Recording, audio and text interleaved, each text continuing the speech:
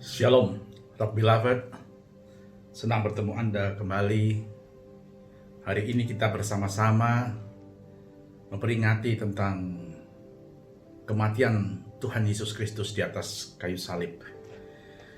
Good Friday yang kita bersama-sama peringati hari ini di dalam satu suasana di mana kita semuanya mengalami satu situasi yang emergency, situasi yang darurat.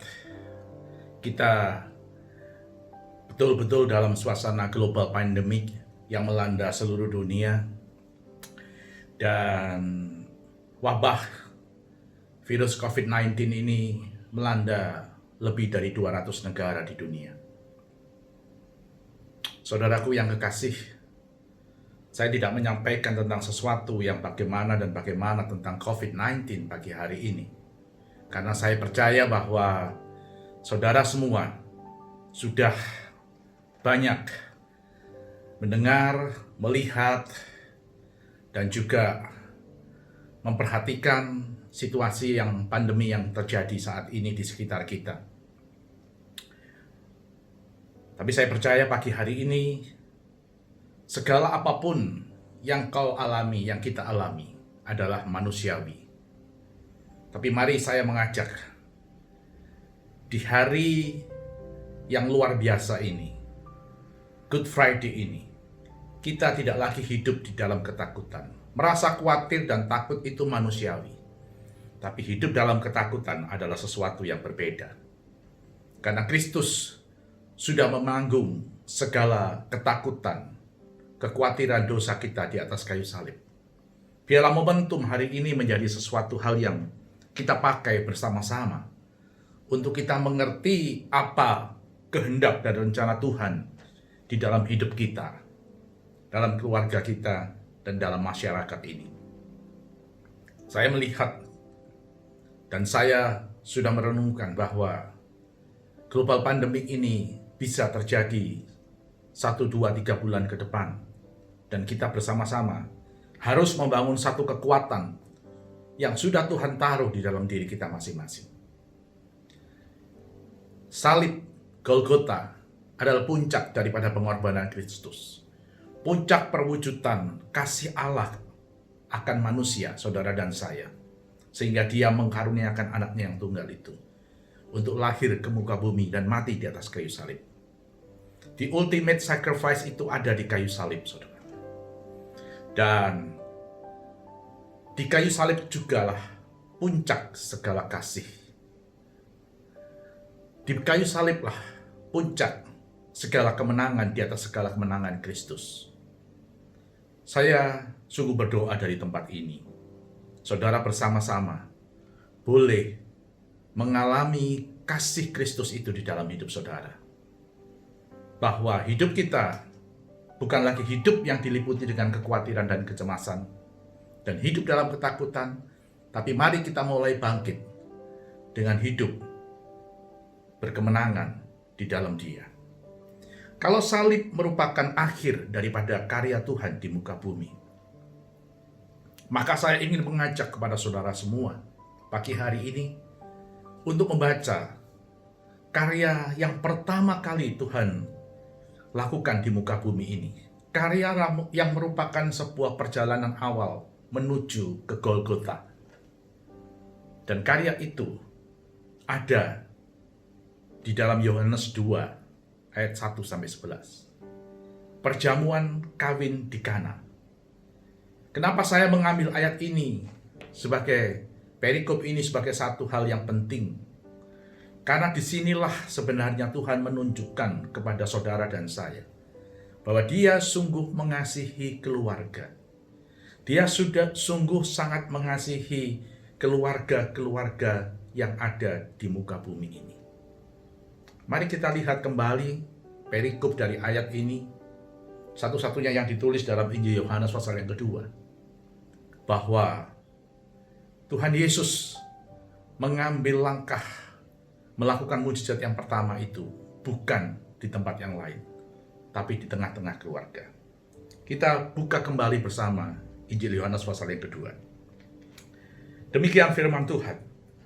Pada hari ketiga ada perkawinan di Kana yang di Galilea, dan ibu Yesus ada di situ. Yesus dan murid-muridnya diundang juga ke perkawinan itu. Ketika mereka kekurangan anggur, ibu Yesus berkata kepadanya, "Mereka kehabisan anggur." Kata Yesus kepadanya, "Mau apakah engkau daripadaku, ibu? Saatku belum tiba." Tetapi ibu Yesus berkata kepada pelayan-pelayan, "Apa yang dikatakan kepadamu, buatlah itu." Di situ ada 6 tempayan yang disediakan untuk pembasuhan menurut adat orang Yahudi. Masing-masing isinya 2-3 puyung. Yesus berkata kepada pelayan itu, "Isilah tempayan-tempayan itu penuh dengan air." Dan mereka pun mengisinya sampai penuh. Lalu kata Yesus kepada mereka, "Sekarang cedoklah dan bawalah kepada pemimpin pesta." Lalu mereka pun membawanya. Setelah pemimpin pesta itu mengecap air yang telah berubah menjadi anggur itu, dan ia tidak tahu dari mana datangnya. Tetapi pelayan-pelayan yang bercedok air itu mengetahuinya. Ia memanggil mempelai laki-laki dan berkata kepadanya, "Setiap orang menghidangkan anggur yang baik dahulu, dan sesudah orang puas minum, barulah yang kurang baik. Akan tetapi engkau menyimpan anggur yang baik sampai sekarang." Ayat 11, hal itu dibuat Yesus di Kana yang di Galilea sebagai yang pertama dari tanda-tandanya, dan dengan itu ia telah menyatakan kemuliaannya, dan murid-muridnya percaya kepadanya. Saudara yang kasih, apa yang terjadi di Kana ini merupakan sebuah gambaran kepada kita semuanya bahwa Yesus sungguh-sungguh memperhatikan kepada apa yang terjadi di pesta perjamuan di Kana. Kita sudah berulang kali membaca tentang kisah ini. Tapi mari saya mengajak kepada saudara justru di momen Good Friday ini, saya membawa saudara kepada karya yang pertama, karya mujizat yang pertama sebelum Yesus sampai ke salib. Diawali dari mujizat yang terjadi di Kana. Pada waktu itu Yesus datang dan diundang pesta perjamuan nikah itu di Kana. Saya percaya ketika disebutkan bahwa Yesus datang bersama ibunya dan murid-muridnya, yang di Kana ini bukan keluarga yang tidak dikenal. Biasanya kerabat dan keluarga itu mengundang orang-orang dan untuk datang kepadanya. Kana bukan tempat yang besar. Kana itu hanyalah sebuah perkampungan yang kecil. Sampai hari ini pun Kana itu tidak besar. Dia ada di tanah Galilea. Dan Yesus datang khusus untuk ke tempat itu. Pasti ada satu hubungan dengan Maria, ibu Yesus.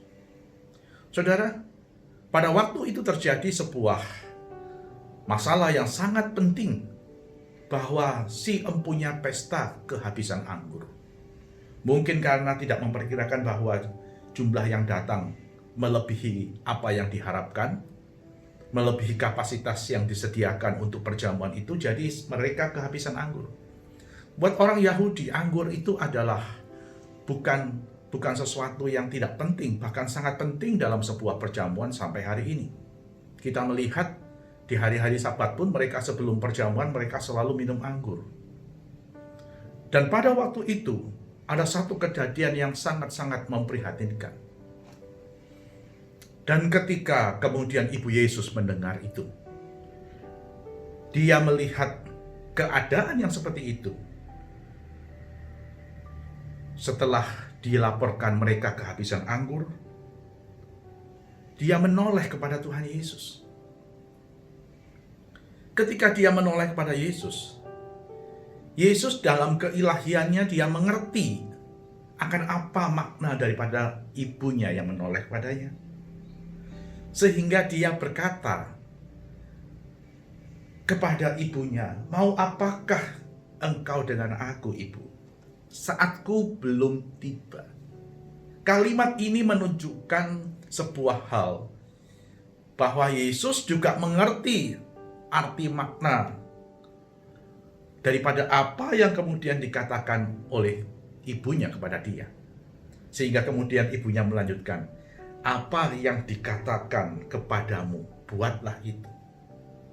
Saudara, ini adalah hal yang penting untuk kita tahu bahwa di dalam sebuah pesta perjamuan pernikahan, di situ ada satu nilai-nilai yang penting yang saudara dan saya juga miliki. Dan ini adalah kunci dari segala sesuatu yang Tuhan percayakan kepada setiap orang beriman. Apakah itu? Cinta. Cinta atau kasih. Love. Dalam bahasa Inggris adore. A-D-O-R tulisannya, adore. Sesuatu yang dimiliki di dalam pernikahan itu cinta kasih. Yesus pun mengerti akan makna ini ketika melihat tatapan ibunya. Dan ibunya menatap dengan sesuatu hal yang berdasarkan dia tahu siapa anaknya ini. Dia tahu siapa Yesus dalam keilahiannya. Saudara, ini yang dijaga di dalam setiap keluarga. Cinta kasih. Hari-hari ini kita mengalami satu keadaan yang membuat saudara dan saya akan masuk dalam dimensi yang berbeda. Ada sebuah a new world paradigm yang akan berubah ketika global pandemi ini berakhir. Kita sama-sama tidak ada yang tahu. Tidak ada satupun kepala negara, presiden, raja, orang penting, orang ahli kesehatan yang bisa memperkirakan sampai kapan global pandemi ini berakhir. Berapa bulan? Berapa lama? Apakah 1 tahun ke depan atau 1-2 bulan ke depan? Tidak ada seorang pun yang bisa memperkirakan. Kita akan dibawa dalam satu perubahan, a new world paradigm. Saya melihat itu bahwa segala sesuatu tindakan yang diulang-ulang dalam kurun waktu pendek akan menjadi kebiasaan. Kebiasaan yang diulang-ulang berhari-hari bahkan sampai 90 hari dengan cara yang sama akan menyebabkan kebiasaan itu menjadi sebuah habit atau culture. Saya sungguh berdoa untuk ini tidak terjadi. Tetapi kita akan memasuki satu situasi, kalau ini sampai berkepanjangan, maka akan ada suatu kebiasaan baru. Bahwa sungguh manusia itu akhirnya menyukai atau masuk dalam sebuah kultur untuk hidup sendiri. Hidup hanya dengan pribadi mereka sendiri dan keluarga.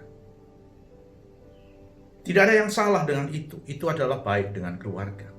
Tapi kita akan kehilangan momen dalam sebuah hal, berkumpul, bersosialisasi.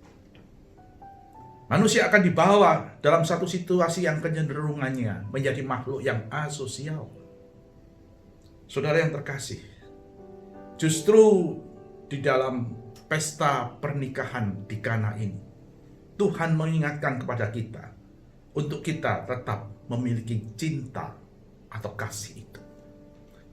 Pengorbanan yang terbesar di atas kayu salib membawa saudara dan saya masuk dalam sebuah pengertian. Kayu salib itu bukti daripada cinta kasih yang luar biasa dari Tuhan kepada manusia, saudara dan saya. Perjamuan di Kana, bukti karya Tuhan memberikan dirinya. Dia berkata, "Ibu, mau apa engkau dengan aku? Waktuku belum sampai." Apa makna arti kalimat ini? Yesus tahu ketika dia memulai melakukan tanda mujizat di Kana itu, sebenarnya dia sedang membangun sebuah perjalanan menuju ke Golgota. Akan ada orang-orang yang mendengar dan menyaksikan itu. Sekaligus merupakan tanda mujizat. Tapi sekaligus juga akan ada orang-orang di antara kelompok itu yang bertentangan dengan dia dan tidak menyukainya dia, menjadi musuh daripada Yesus sendiri, yang akhirnya menyeret dia kepada kayu salib. Yesus tahu resiko ini, tapi dia ambil resiko ini. Kenapa? Karena di dalam itu ada kasih. Tuhan memberikan hidupnya karena satu hal, mengasihi saudara dan saya. Hari ini kita dibawa dalam satu situasi yang saya tahu memang cukup sulit. Tapi saya sungguh berdoa dan berharap, biarlah kasih itu tetap melanda kehidupan dan hati saudara. Kasih yang keluar dari dalam, dari setiap orang percaya, itu bukan hanya kasih yang biasa, tapi yang kasih yang disertai dengan kekuatan, kata Rasul Paulus. Kasih yang disertai dengan kekuatan itu membuat saudara mampu untuk melakukan hal-hal, membalancing, menyeimbangkan segala keadaan yang mungkin akan terjadi di masa depan. Saya ingin mengajak saudara bersama-sama siang hari ini melalui perayaan Good Friday yang luar biasa. Di tengah-tengah segala global pandemi yang terjadi, mari kita wujudkan the real act of love itu. Kita jaga betul-betul. Karena saya percaya melalui peristiwa ini akan ada hal-hal besar yang Tuhan nyatakan kepada umat manusia. Dalam arti saudara dan saya tetap mampu untuk menjaga. Kasih itu bersemayam menjadi sebuah kekuatan yang akan mengalir kepada orang-orang di sekitarnya. Saudara, ketika Tuhan Yesus mendengar perkataan ini, dan dia menyuruh pelayan-pelayan itu mengambil tempayan, tempat pembasuhan menurut adat orang Yahudi. Maka dia berkata, isi penuh dengan air, dan cedoklah, bawalah kepada pemimpin pesta. Saudara, ada hal yang luar biasa yang kita taruh di situ. Di samping ada kasih yang luar biasa di pesta perjamuan di Kana, maka juga ada satu ketaatan untuk memperkatakan apa yang disampaikan di dalam pesta itu.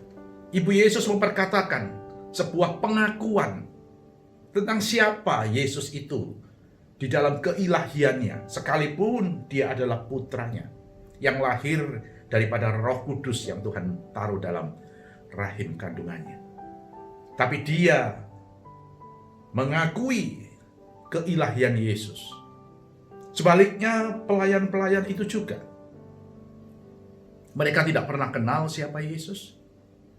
Tapi ketika mereka diminta untuk menyiapkan tempayan itu diisi penuh air, sekaligus mereka disuruh mencedok air itu, mereka mengakui, mereka mentaati apa yang disampaikan oleh Maria.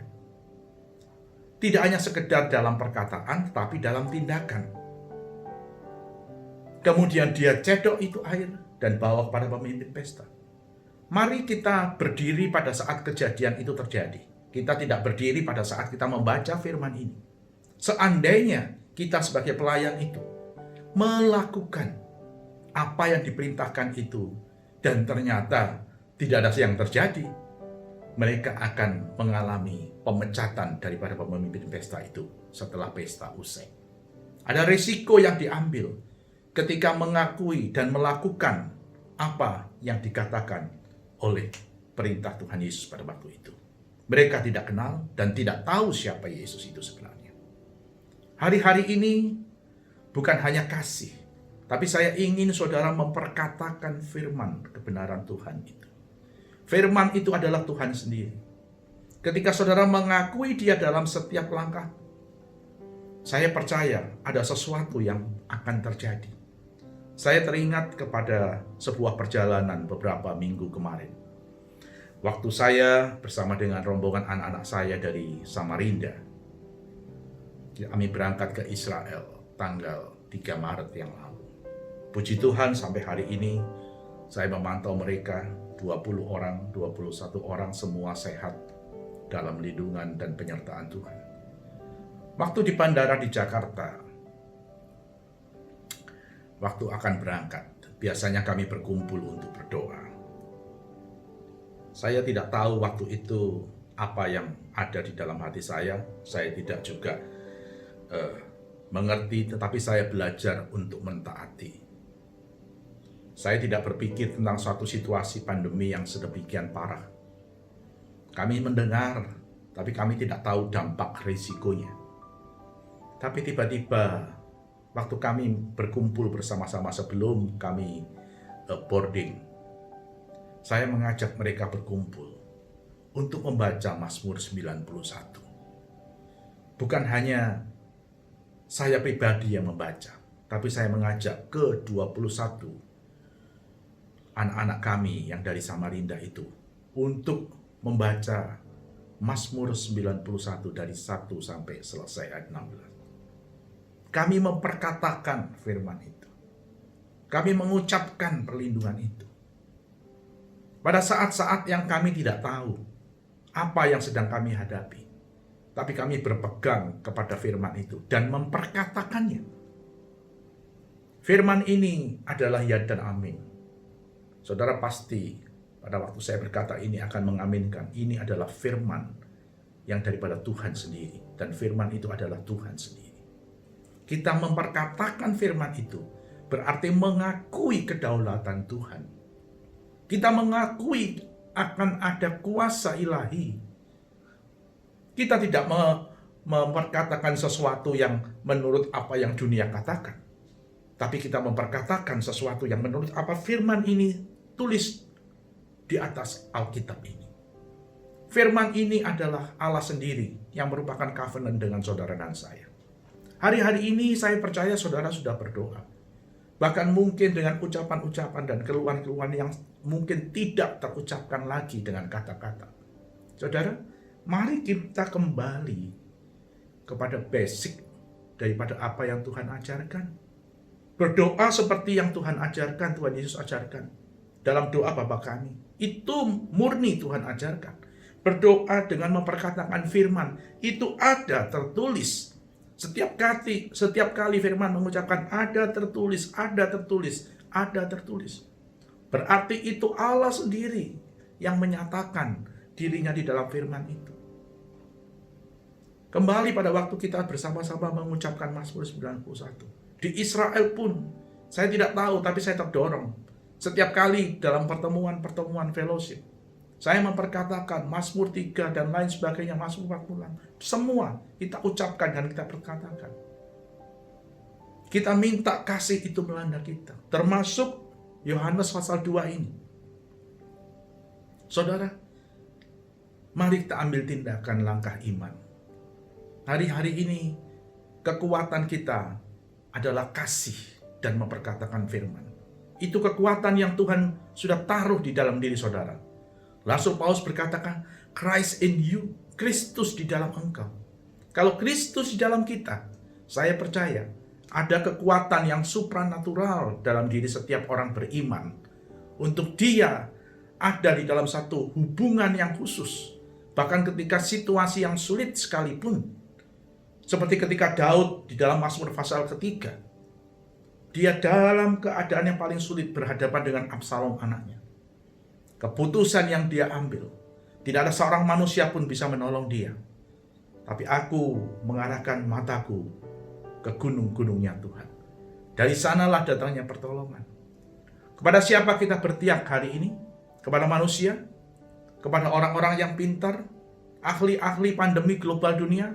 Mereka tidak mampu membuat vaksin atau membuat obat antivirus itu. Satu-satunya kekuatan yang harus kita bangun dalam diri kita adalah kekuatan yang keluar dari dalam diri saudara.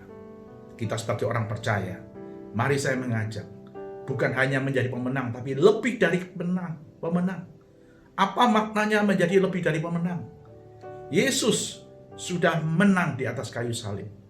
Tapi dia mengatakan kepada saudara dan saya, untuk menjadi lebih benar dari pemenang. Artinya setiap orang yang percaya kepada kuasa salib, kepadanya diberikan kekuatan kasih di dalam diri masing-masing yang akan melanda setiap orang. Hari-hari ini tidak ada yang lebih daripada kasih. Tidak ada, saudara. Tidak juga hal-hal yang di luar itu semua yang bisa meredam situasi. Cuman antara kasih dan firman itu sendiri. Dua hal ini yang sudah diberikan Tuhan pada saudara dan saya. Dan biarlah dengan apa yang kita miliki, kasih dan kekuatan itu kita memperkatakan firman, maka kita akan mengalami hal yang ketiga, yaitu acceleration. Adore, acknowledgement, dan acceleration. 3A ini. Adore itu kasih cinta. Acknowledgement itu pengakuan.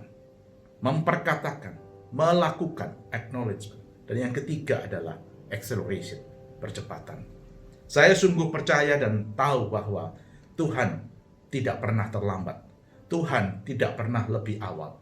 Dia selalu tepat. Tapi apa yang terjadi di Kana ini adalah satu-satunya perkecualian. Tidak pernah ada jadi air berubah jadi anggur. Ini bukan anggur grape, saudara. Ini adalah anggur wine. Di seluruh pesta perjamuan di adat orang Yahudi, wine yang disajikan. Yesus pun minum wine. Dan itu menjadi tanda sebuah perjamuan pesta. Yang namanya pesta itu bukan air anggur, tapi anggur. Dikatakan anggur yang terbaik. Dan kalau itu anggur yang terbaik, pasti melalui proses fermentasi yang panjang. Anggur yang baik itu, anggur yang buahnya masak di pohon. Kemudian dia dimasukkan dalam winery, diolah. Ketika dia jadi, belum menjadi anggur yang baik atau terbaik bahkan. Dia butuh waktu yang panjang.